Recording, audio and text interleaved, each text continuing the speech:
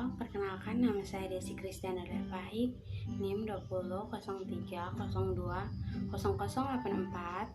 kelas C semester 1, jurusan Ilmu Administrasi Bisnis, Fakultas Ilmu Sosial dan Ilmu Politik, Universitas Nusa Cendana Kupang. Video ini saya buat untuk memenuhi tugas mata kuliah pengantar sosiologi. Baik, kita langsung saja ke penjelasannya. Perspektif dalam sosiologi. Pendahuluan memikirkan kembali sosiologi. Sejak ditulis edisi pertama Perspektif in Sociology pada tahun 1979, telah terjadi banyak perubahan dalam sifat dari apa yang terjadi pada judul sosiologi. Jika sosiologi mungkin tidak kehilangan semua poinnya, maka sosiologi telah kehilangan banyak kekasihnya. Memang dalam sejumlah disiplin ilmu yang berbeda, termasuk untuk menyebutkan beberapa linguistik, psikologi, sejarah, media, studi sastra dan budaya, dan bahkan arkeologi ada pengerjaan masalah yang pada saat waktu akan telah dijuluki sosiologis. Penggantian istilah teori sosial atau teori budaya untuk teori sosiologis sering menandai fakta bahwa diskusi tentang berbagai hal dalam kaitannya dengan sifat sosialnya sekarang berlangsung di banyak disiplin ilmu, dan bahkan hanya cabang akademis yang disebut sosiologi. Dominasi teori sosial kontinental atau Eropa adalah fokus utama yang perlu didaftarkan.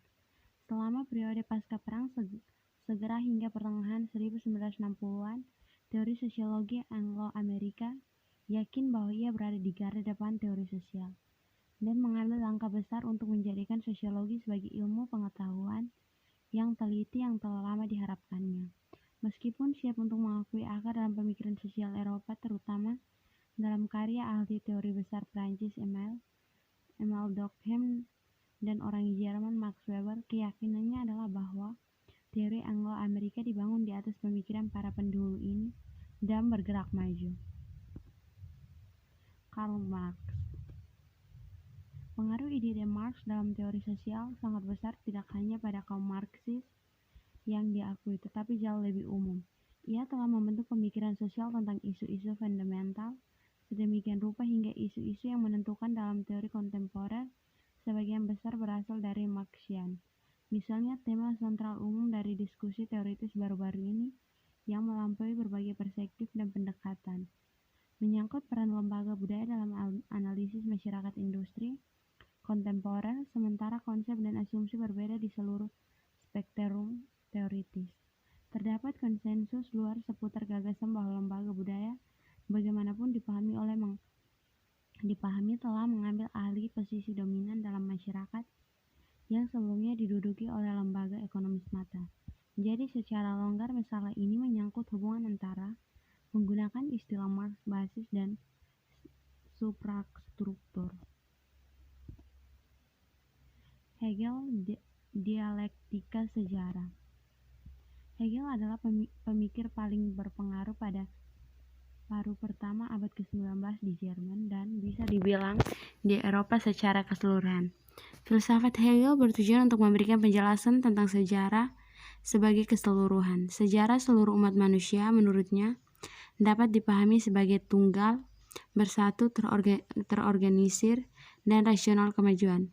Sejarah mungkin terlihat seperti suksesi yang tidak disengaja, atau demi satu dalam urutan yang agak tidak teratur dan kacau. Tetapi kesan itu hanya dangkal dilihat dari sisi yang benar. Sejarah dapat dikenali sebagai cerita yang koheren tentang perkembangan dan kemajuan. Idealisme. Studi Hegel tentang pemikiran adalah studi tentang perkembangan ide. Jadi secara alami, dia berkonsentrasi pada area masyarakat yang kreatif dan ekspresif. Ide seni pemikiran abstrak, terutama filsafat dan agama, karenanya Hegel disebut sebagai seorang idealis. Ia berpikir bahwa hakikat sejarah dan keberadaan manusia harus dipahami dalam rangka perkembangan pemikiran dan gagasan. Tujuan dan logika sejarah. Karena tujuan pemikiran adalah untuk mencapai pengetahuan, kemajuan sejarah harus menuju pengetahuan. Dan karena itu akhir sejarah akan datang dengan pencapaian pengetahuan penuh dan pemahaman penuh. Dengan kata lain, sejarah selesai ketika umat manusia akhirnya sepenuhnya memahami sifatnya sendiri. Perkembangan sejarah adalah perjuangan umat manusia yang berkelanjutan untuk memahami dirinya sendiri, dan filsafat Hegel dimaksudkan untuk memberikan pemahaman tentang sifat sejati manusia sebagai sesuatu yang secara historis berkembang secara progresif, yang terdiri dari pemahaman diri. Filsafat Hegel sama dengan pemahaman diri manusia. Oleh karena itu, ia harus mengungkapkan pemahaman lengkap tentang sejarah dan sifat manusia. Sebagaimanapun juga, mereka adalah hal yang sama dan oleh karena itu merupakan penutup dari sejarah. Max Weber. Sosiologi Weber jauh lebih dekat dengan Marx daripada Durkheim.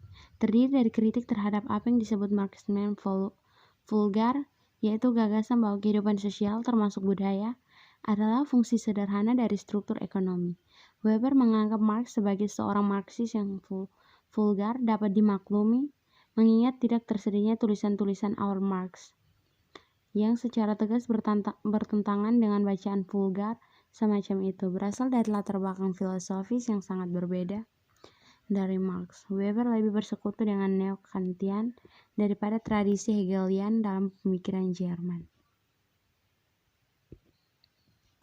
Individualitas. Bagi Weber, sosiologi sebagai pendekatan generalisasi berada di bawah sejarah. Ia memberikan konsep-konsep abstrak yang dapat berguna dalam memahami konkret kompleks individual yang kasus-kasus sejarah. Konsep semacam itu diciptakan bukan untuk kepentingan mereka sendiri, tetapi justru untuk gunanya dalam menginformasikan studi sejarah. Fakta dan nilai. Perbedaan antara ilmu dan politik bagi Weber merupakan pengakuan atas perbedaan filosofis yang sudah berlangsung lama antara fakta dan nilai. Posisi yang sangat standar yang di bagian Weber adalah bahwa nilai tidak dapat secara logis disimpulkan dari fakta. Ilmuwan hanya dapat melaporkan apa yang terjadi dan bagaimana keadaannya. Mereka tidak dapat memberitahu kita bagaimana seharusnya, bagaimana kita harus hidup, atau apa yang harus kita lakukan. Penyediaan penelitian dan bukti tidak dapat membebaskan kita dari kebutuhan untuk membuat pilihan pada tingkat nilai. Kekuasaan dan bentuk ketimpangan sosial. Weber juga memberikan beberapa konsep umum untuk analisis sosiologis yang membentuk bentuk yang diambil oleh deskripsinya tentang agama-agama dunia. Pada dasarnya, Weber memandang organisasi masyarakat sebagai melibatkan perabatan kekuasaan. Bagi Weber, tidak kurang dari Marx, kehidupan sosial adalah tentang ketidaksetaraan yang dapat terjadi dalam berbagai bentuk dalam situasi tertentu. Ketidaksetaraan ini selalu bersifat ekonomi. Ketimpangan ekonomi memang penting dan seringkali memainkan peran utama. Tetapi ini hanya salah satu bentuk ketimpangan. Ketimpangan adalah dasar pengorganisasian kelompok, dan pergulatan atas ketimpangan paling sering terjadi di antara kelompok. Oleh karena itu, elemen kunci dalam pandangan antara kelompok pandangan Weber tentang masyarakat adalah kisah tentang stratifikasinya. Stratifikasi dalam terminologi Weber, kekuatan adalah kapasitas untuk menyelesaikan apa yang Anda inginkan meskipun ada penolakan dari orang lain.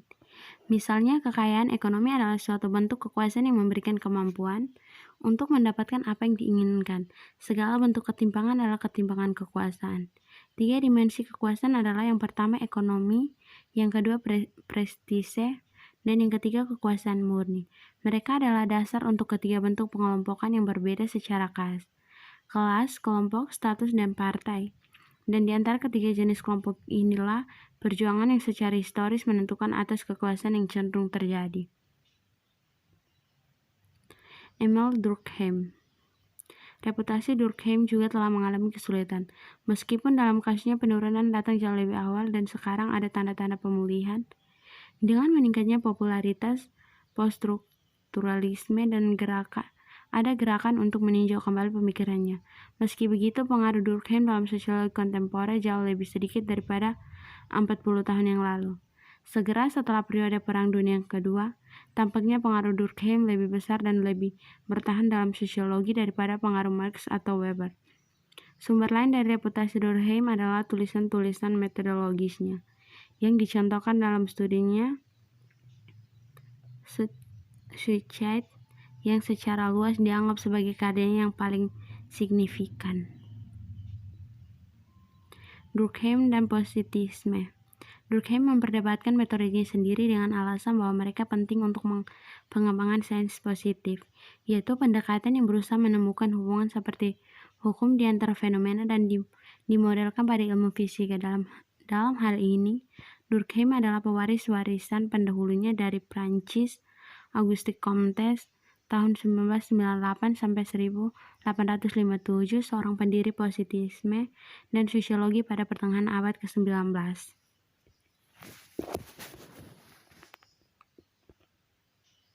Kesatuan sosial. Jika suatu masyarakat dikatakan ada, maka ia harus memenuhi persyaratan tertentu untuk persatuan. Jika tidak, sebagai masalah tautologi sederhana, ia tidak akan ada dan kami tidak dapat mengatakannya demikian. Yang kedua, kejahatan ada bahkan dalam masyarakat yang tidak memiliki hukum, pengadilan, dan polisi. Durkheim menegaskan bahwa semua masyarakat memiliki kejahatan, karena semua masyarakat melibatkan perbedaan antara dua jenis tindakan yang diperbolehkan dan yang dilarang. Yang ketiga, teori-teori kejahatan yang banyak jumlahnya, berusaha memahami dasar perbedaan ini. Dalam mencari dasar rasional untuk menentukan sifat kontras antara kriminal dan non-kriminal, sesuatu tentang sifat dan konsekuensi dari tindakan kriminal tersebut sering diasumsikan, misalnya mereka berbahaya bagi masyarakat. Selain itu, upaya untuk memahami reaksi hukuman terhadap tindakan kriminal sering dianggap sebagai respon yang rasional, dengan hukuman yang sesuai dengan kejahatan atau penghalang tindakan tersebut. Dasar-dasar masyarakat. Penolakan Durkheim terhadap individualisme mengambil bentuk kritik menyeluruh terhadap aliran pemikiran utilitarian. Beberapa pemikiran berpendapat bahwa individu membentuk cara dan praktik masyarakat berdasarkan kegunaan praktisnya bagi mereka. Untuk misalnya Thomas Hobbes pada tahun 1588 sampai 1679 menawarkan gambaran tentang individu yang mendirikan otoritas kedaulatan sebagai cara untuk mengatur hubungan mereka di antara mereka sendiri dan membatasi kecenderungan saling merusak yang akan dihasilkan oleh persaingan yang tidak diatur. Herbert Spencer pada tahun 1820 sampai 1903 memiliki gagasan bahwa masyarakat terdiri dari individu yang merancang hubungan kontraktual sebagai cara untuk memfasilitasi transaksi mereka satu sama lain. Penjelasan ini tidak berhasil. Ini adalah ilusi bahwa kontrak dibuat murni oleh individu yang menjadi pihaknya. Tentu saja masing-masing pihak memang membuat satu kontrak tertentu, tetapi pihak-pihak ini mengharapkan kontrak khusus ini, seperti semua kontrak pada umumnya, yaitu dibuat dalam kerangka moral yang telah ditetapkan sebelumnya. Kekuatan hukum dan ketertiban akan mendukung klaim seorang yang telah membuat kontrak. Jika kontrak tersebut dibuat secara sah, lebih jauh, masyarakat menetapkan seperti apa kontrak lebih secara sah. Ia didefinisikan dalam pengertian pemahaman di masyarakat luas, sehingga dalam masyarakat kita seorang tidak dapat membuat kontrak untuk menjual dirinya sebagai budak.